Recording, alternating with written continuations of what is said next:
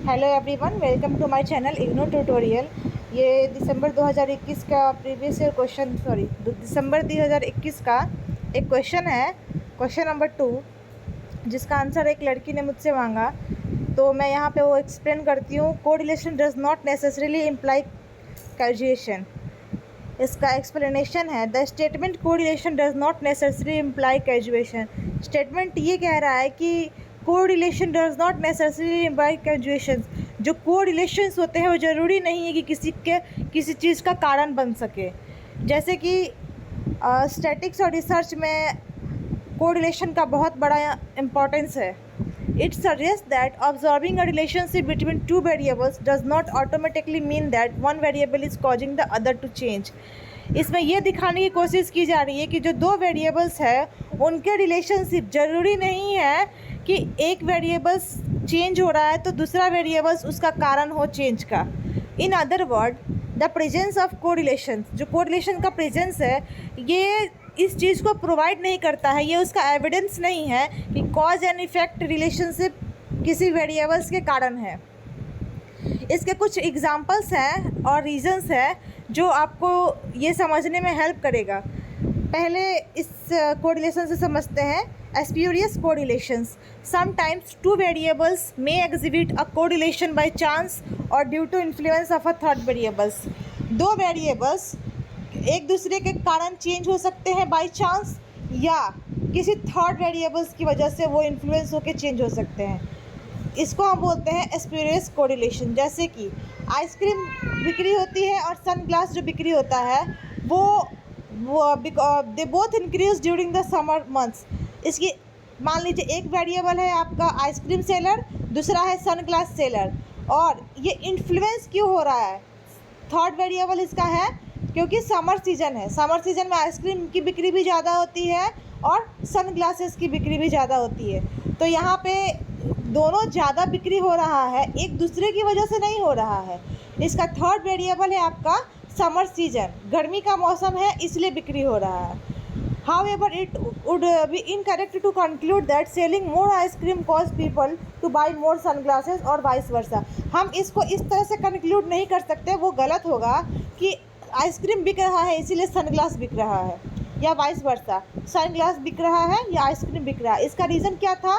Summer season, third variable. The common factor in this cause is the summer season which drives both sales independently. और इसकी वजह से ही दोनों अपनी अपनी जगह पे बिक रहे हैं। सेकेंड है reverse causality causality. Correlations does not provide information about the direction of the relationship. जो कोरिलेशन है वो किसी भी रिलेशनशिप के डायरेक्शन को प्रोवाइड नहीं करता है, उसके इन्फॉर्मेशन को। It is possible that observed correlation is the result of the dependent variable causing change in the independent variable rather than the other way around. किसी भी डिपेंडेंट वेरिएबल का चेंज उसके इंडिपेंडेंट वेरिएबल पर depend करता है या उसके आसपास की किसी चीज़ों पे। जैसे कि there is a positive correlation between education level and income. Education level और इनकम में कोरिलेशन है, क्योंकि आप अगर ज़्यादा पढ़ोगे तो ज़्यादा इनकम आपको मिलेगा, या इनकम ज़्यादा है तो आप हो सकता है कि अपना इन्वेस्टमेंट एजुकेशन में करोगे। While it may be true that higher education can lead to higher income, it is also possible that higher income allows individual to invest more in their education. As I said कि अगर आपका income ज़्यादा है तो हो सकता है कि आप अपने एजुकेशन में इन्वेस्ट करोगे, या एजुकेशन लेवल ज़्यादा है तो हो सकता है कि आपका इनकम ज़्यादा हो। Thus, the causality could flow from income to education rather than the other way around. तो इसमें क्या है, एक दूसरे के ऊपर डिपेंड है, किसी थर्ड वेरिएबल्स के ऊपर डिपेंड नहीं है। तो ये आपका है reverse causality. Third one is common cause. Correlation does not establish whether one variable is causing changes in another और if both variables are being influenced by a common cause. इसमें क्या है, कोई एक वेरिएबल हो सकता है, कोई दो वेरिएबल हो सकता है, किसी एक कॉमन कॉज की वजह से एक दूसरे को इन्फ्लुएंस कर रहा हो। जैसे कि मान लीजिए कोरिलेशन आइसक्रीम सेलर और आइसक्रीम सेलर का एक एग्जांपल देखते हैं। There is a correlation between ice cream sales and the number of drownings. यहाँ पे हो सकता है कि अगर आइसक्रीम का सेलिंग ज़्यादा हो रहा हो तो नंबर ऑफ ड्राइंग्स ज़्यादा हो, लोग सफोकेशन से ज़्यादा मर रहे हो। However, it would be incorrect to conclude that eating ice cream causes people to drown or vice versa. लेकिन ये करेक्ट नहीं होगा कि हम ये सोचें कि आइसक्रीम ज़्यादा बिक रही है इसीलिए लोग ज़्यादा डूब के मर रहे हैं या सफोकेशन की वजह से मर रहे हैं. The common cause in this case is hot weather. इसका कॉमन कॉज क्या है? गर्मी का मौसम. गर्मी का मौसम है इसीलिए आइसक्रीम बिक रहा है. और इसमें क्या है, पीपल जो है डूब के या सफोकेशन की वजह से मर रहे हैं. क्यों? which leads to both increased ice cream consumptions and more people swimming, thereby increasing the risk of drowning. हो सकता है कि वो आदमी आइसक्रीम खा के और स्विमिंग करने जा रहा हो तो सफोकेशन और तैरने डूब के मर जा रहा हो. तो ये आपका था कॉमन कॉज. इसमें कॉमन क्या था? गर्मी का मौसम. Incomplete understanding. Correlation measures the strength and direction of the relationship between two variables. Correlation क्या करता है? किसी भी दो वेरिएबल्स के बीच के स्ट्रेंथ और डायरेक्शन के रिलेशनशिप को मेजर करता है, बट उसे कंप्लीट अंडरस्टैंडिंग प्रोवाइड नहीं करता है. Underlying mechanisms. To establish causation it is crucial to consider additional evidence. इस चीज़ को समझने के लिए हमें एक एडिशनल एविडेंस की ज़रूरत होती है, such as experimental studies, theoretical frameworks और एक्सपर्ट नॉलेज. जिसमें एडिशनल एविडेंस कैसे पता चलेगा?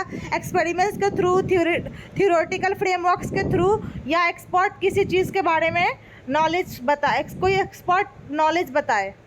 तो ये आपका है इनकम्प्लीट अंडरस्टैंडिंग. अगर किसी चीज़ को अच्छे से नहीं समझोगे तो वो आप किसी भी मुद्दे पर नहीं पहुंच पाओगे कि हाँ वो क्या आपको डिस्क्राइब करना चाहता है. To determine causation, researchers often conclude control experiments where they manipulate one variable and observe the effects on another while controlling for other factors. Such experiments aims to establish a cause and effect relationship. ऐसे ही जो आपके variable से cause and effect relationships को establish करते हैं systematic way में या alternative वे में. In summary, while correlation can be a useful tool for identifying associations between variables, it does not by itself establish a causal relationship. जैसे कि आप मान लीजिए जैसे आपका कोरिलेशन कब यूज़फुल टूल बन सकता है? किसी भी वेरिएबल्स के बीच के डिफरेंसेस को जानना हो या वहाँ पे खुद का रिलेशनशिप एस्टेब्लिश करना हो, तब ये कोरिलेशन बहुत यूज़फुल टूल साबित होता है. Careful analysis, consideration of alternative explanation and additional research are necessary to draw valid conclusion about causation. आपको किसी भी चीज़ को केयरफुली एनालाइज करना है या अल्टरनेटिव एक्सप्लेनेशंस दिख रहे हो तो उसको भी कंसिडर कर सकते हो, या डिफरेंट एडिशनल रिसर्च की भी ज़रूरत पड़ सकती है एक वैलिड कंक्लूज़न के लिए. तो ये था आपका एक इम्पॉर्टेंट क्वेश्चन कोरिलेशन से रिलेटेड, और मैं कोशिश करती हूँ कि और आपके इम्पॉर्टेंट क्वेश्चन कल एग्ज़ाम से पहले प्रोवाइड कर पाऊँ. और पीछे जो भी साउंड आ रहा है प्लीज़ उसे इग्नोर करें. Thank you so much.